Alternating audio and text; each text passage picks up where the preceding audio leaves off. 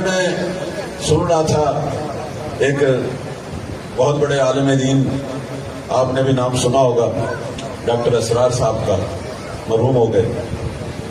ان سے کسی نے سوال کیا، کہنے لگے کہ آیا ہماری اہل سنت کی کتابوں میں یہ لکھا ہوا ہے کہ عیسیٰ جو مریم کا بیٹا عیسیٰ جو اولو العزم نبی صاحب انجیل وہ بھی زندہ ہے، اور جب مہدی آئے گا تو عیسیٰ بھی آئے گا، اور عیسیٰ آ کے مہدی کے پیچھے اقتدا کرے گا، یعنی امام مہدی ہوں گے اور نماز پڑھیں گے عیسیٰ نبی۔ آیا یہ لکھا ہوا ہے؟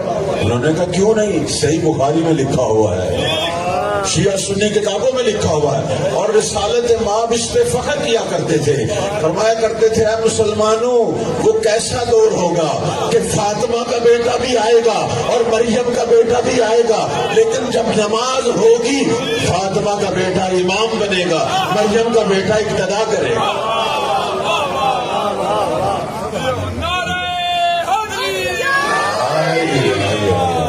یہ دنیا نے دیکھنا۔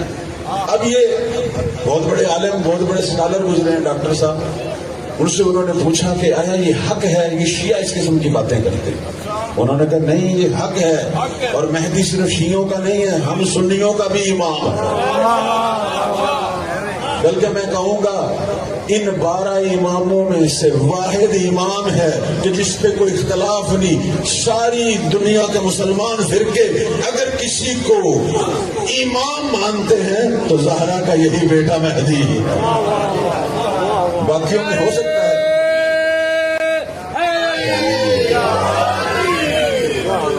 انہوں نے پوچھا یہ ہمارے بھی امام ہیں؟ ہاں جی ہمارے۔ انہوں نے کہا یہ اللہ کی طرف سے امام ہے؟ انہوں نے کہا ہاں، عیسیٰ لوگوں کے بنائے ہوئے امام کے پیچھے نماز نہیں پڑھے گا، اللہ کے بنائے ہوئے امام کے پیچھے نماز پڑھے گا۔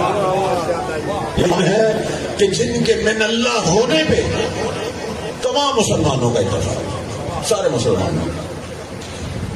اس کے بعد وہاں ایک مومن بھی بیٹھا ہوا تھا، اس نے کہا ڈاکٹر صاحب ایک چھوٹا سا سوال ہے، یہ تو آپ مان گئے کہ 12ویں کا یہ مقام ہے، وہ ہمارا 12واں ہے، اس کا یہ مقام ہے کہ عیسیٰ جیسا نبی صاحب شریعت اولو العزم پیغمبر، اس کو یہ حق حاصل نہیں کہ وہ آگے کھڑا ہو، بلکہ وہ مہدی کے پیچھے کھڑا ہوگا۔ مجھے یہ بتائیں جب 12ویں کا یہ مقام ہے تو پہلے کا کیا مقام؟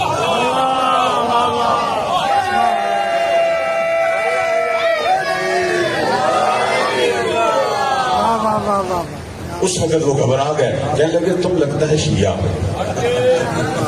تم لگتا ہے شیعہ۔